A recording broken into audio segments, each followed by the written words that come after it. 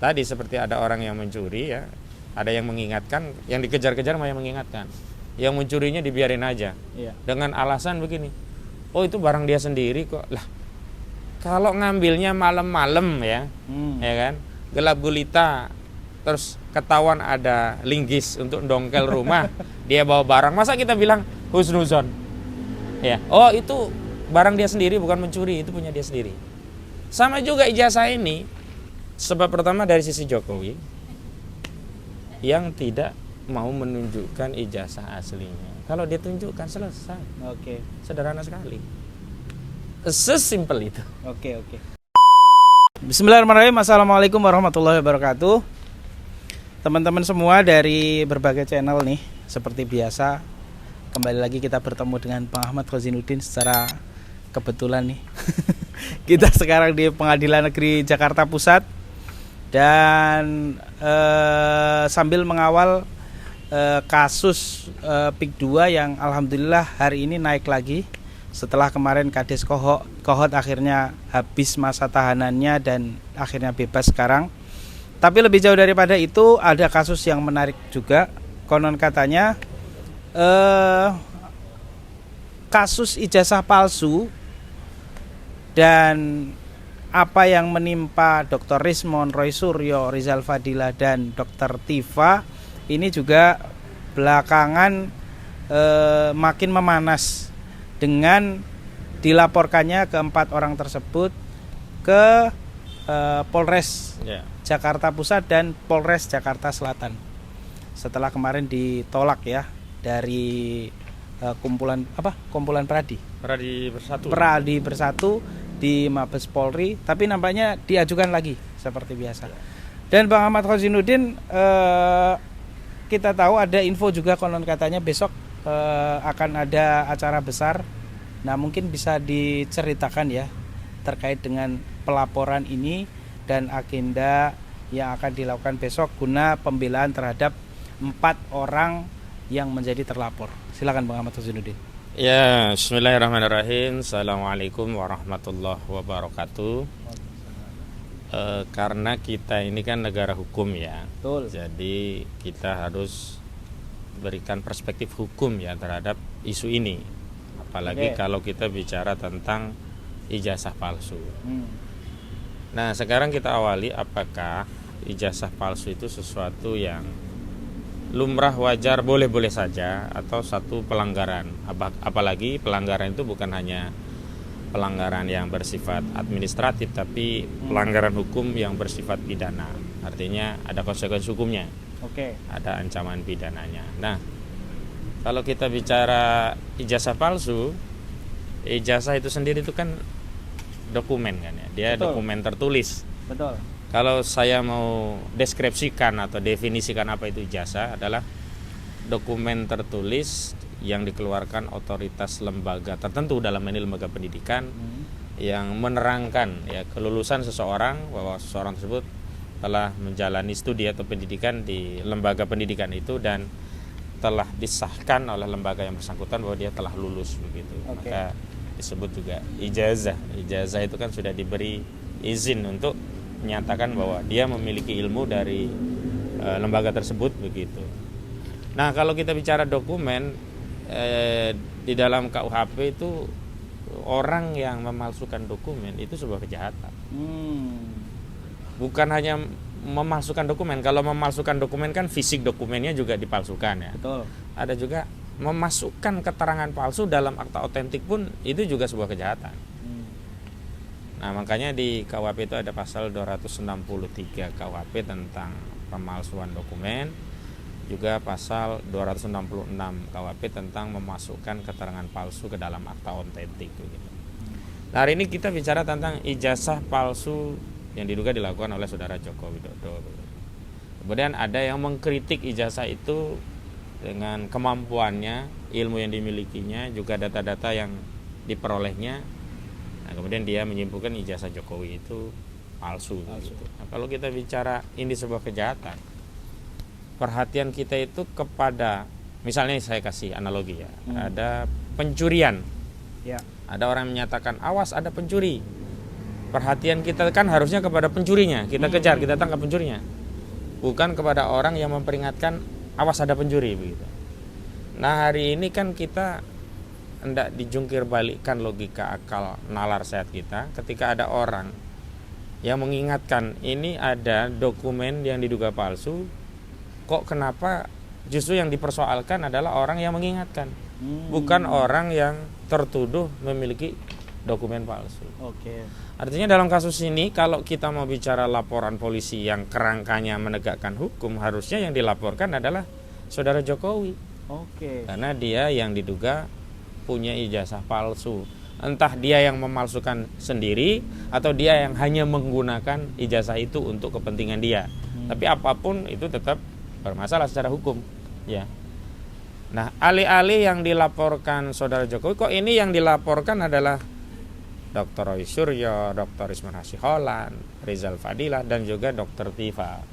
Kalau saya bikin analogi kan tadi seperti ada orang yang mencuri, ya, ada yang mengingatkan, yang dikejar-kejar malah yang mengingatkan, yang mencurinya dibiarin aja, dengan alasan begini, oh itu barang dia sendiri kok. Lah, kalau ngambilnya malam-malam ya kan, gelap gulita, terus ketahuan ada linggis untuk dongkel rumah, dia bawa barang, masa kita bilang husnuzon?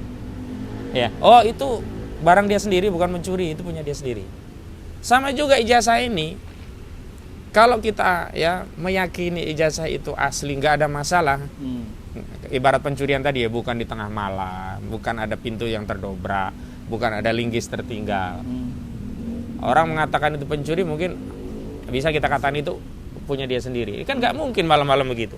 Sama juga, kenapa hari ini masyarakat ya yakin ijazah Jokowi itu palsu? Karena ditemukan bukti-bukti berseraan terkait palsunya ijazah tadi, gitu loh. Seperti kalau dalam kasus pencurian analoginya tadi, gitu. Sederhananya begini, yang tambah masyarakat yakin ijazah itu palsu.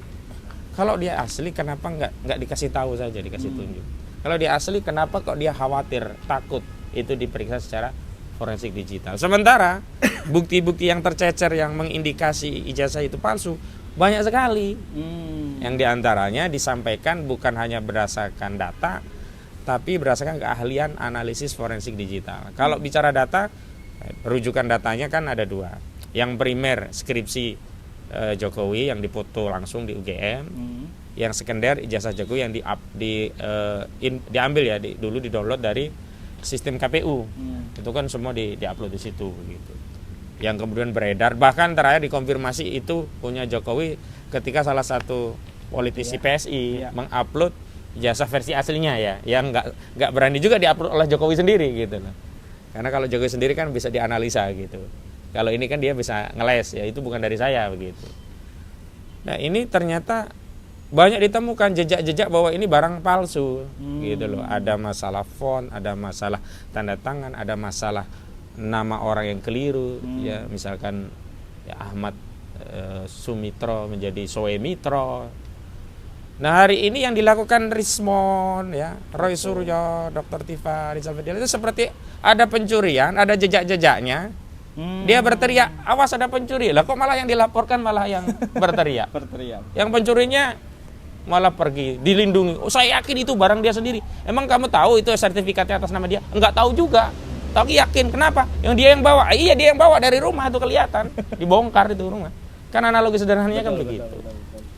Nah, kenapa kasus ini tuh menjadi rumit, jelimet? Ada dua sebab utama. Apa itu, Bang?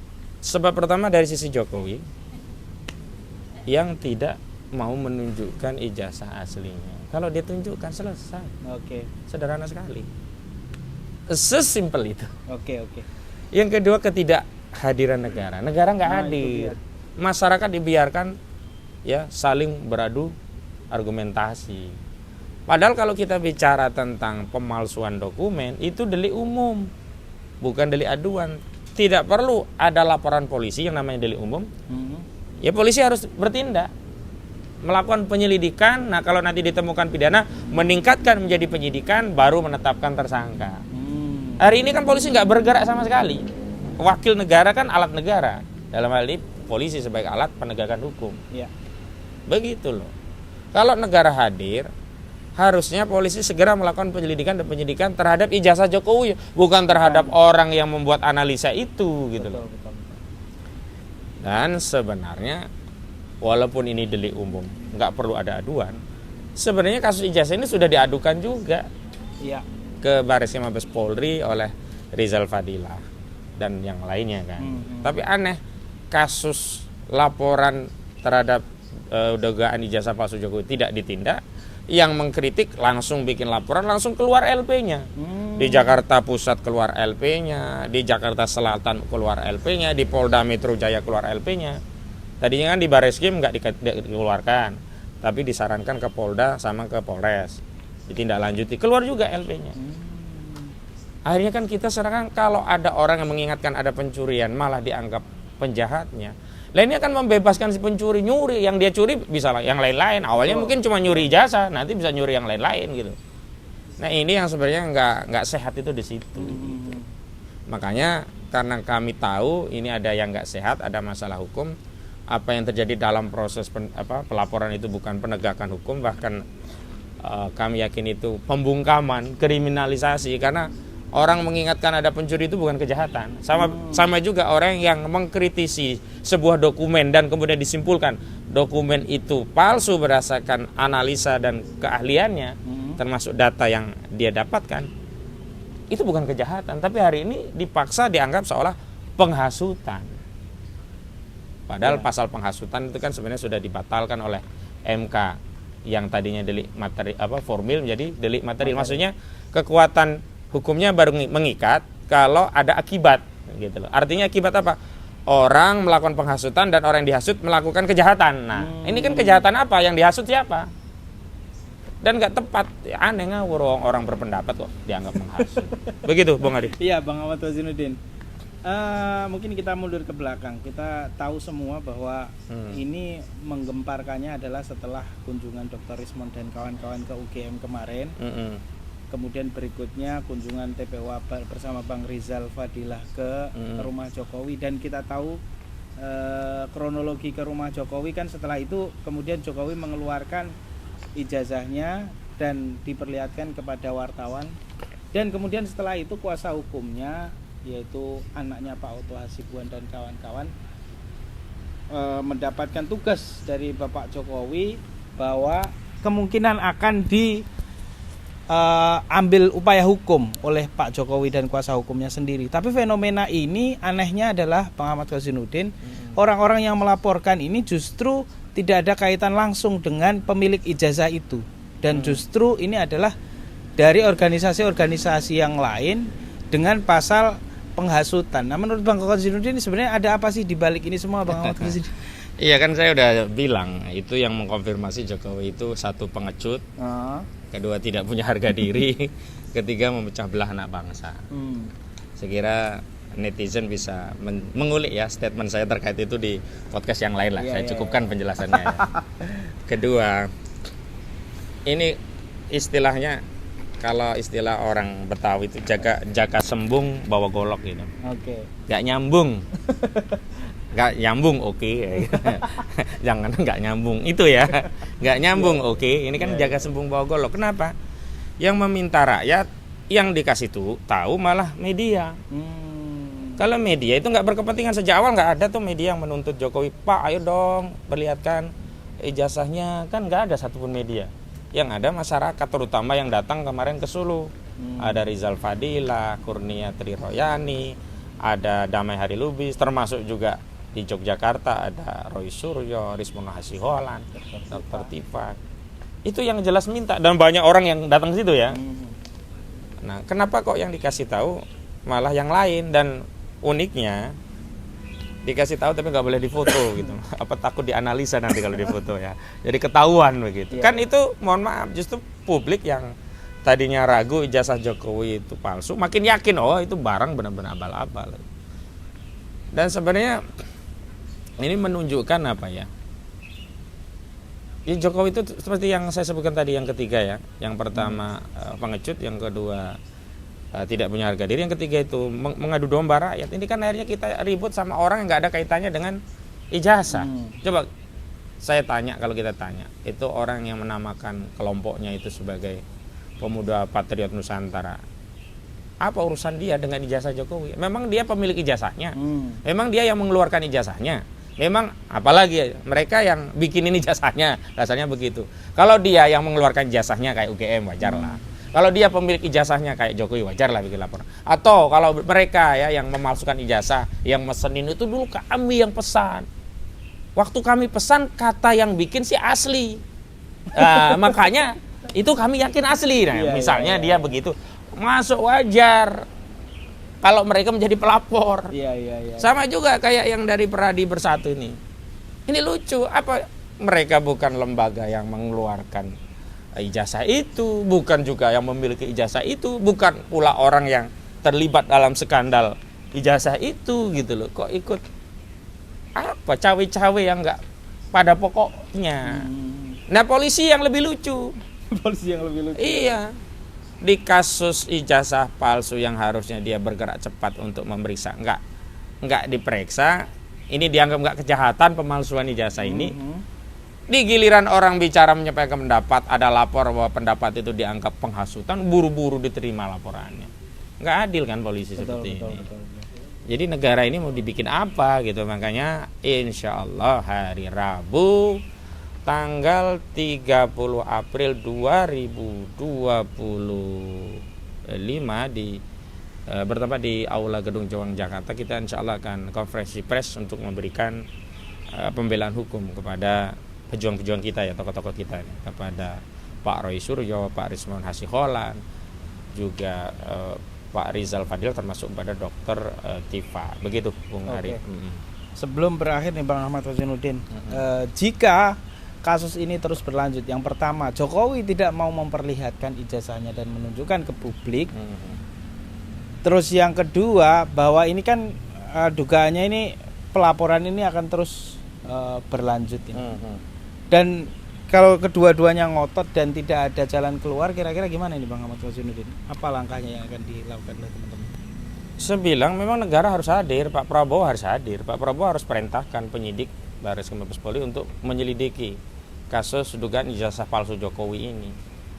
Segera panggil Jokowi, segera minta dokumen itu, dan penyidik punya kewenangan untuk menyita dokumen itu.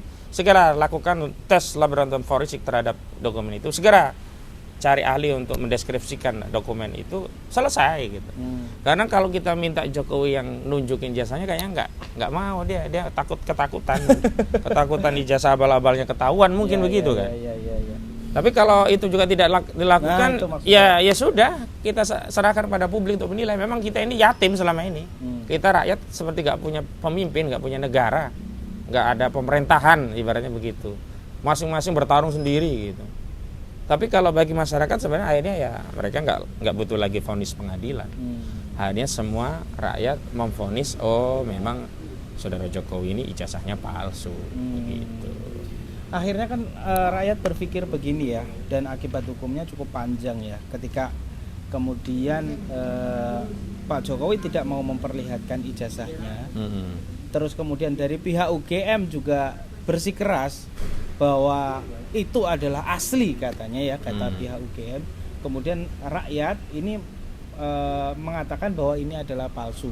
Sementara akibat hukumnya kan kalau kita tarik ke belakang bahwa Pak Jokowi pernah memimpin Indonesia. Kemudian dia mengeluarkan kebijakan-kebijakan produk hukum. Kalau kemudian itu palsu kan efek buruk. Nah inilah yang mungkin menjadi dilema ya. Dan kalau kemudian kita ikuti akhirnya nggak ada habisnya kalau seperti itu Bang Ahmad Khazainuddin. Apakah nantinya ini akan sampai Pak Jokowi mohon maaf meninggal akan terus menjadi misteri, dan kalau kemudian ini sampai pada akhirnya semua yang mempertanyakan ijazah palsu ini justru akan menjadi diskriminasi. Nah kira-kira langkah atau apa yang akan dilakukan oleh teman-teman ini Bang Ahmad Khazainuddin? Saya kira kita gampang saja kok, karena rakyat itu tidak punya kewenangan, ya paling dia hanya meyakini saja, hanya berpendapat berarti satu yang mereka yakini, ijazah Jokowi ini palsu. Kedua, mereka meyakini negara ini memang nggak peduli terhadap kejahatan. Lah kenapa? Lah wong itu jelas kejahatan, pemalsuan dokumen. Terus yang ketiga, ke depan kalau negara punya hajat, males lah saya yang terlibat. Karena kita dilibatkan hanya untuk kepentingan mereka berkuasa.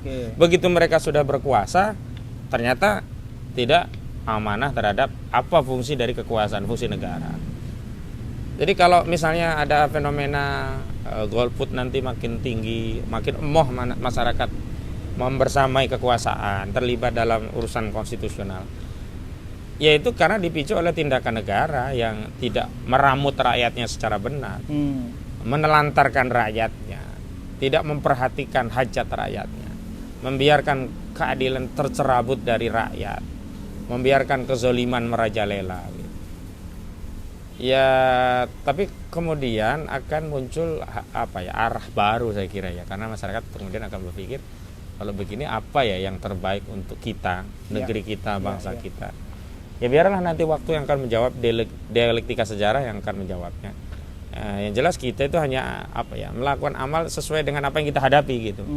Ya seperti fikih saja, fikih itu muncul hukumnya kalau ada faktanya, nggak usah ngarang-ngarang dulu begitu. Ya udah begitu. Oke, Bang Ahmad Faziluddin, terima kasih. Dan saya pikir perlu kita tegaskan tadi bahwa besok hari Rabu tanggal 30 April 2025 akan ada acara konferensi pers ya. Insya Allah. Konferensi pers perlawanan dari keempat orang yang dilaporkan, yaitu Bapak Rismon, Bapak Roy Suryo, Bapak Rizal Fadila, dan Ibu Dr. Tifa. Terima kasih yang sudah menonton. Wassalamualaikum warahmatullahi wabarakatuh.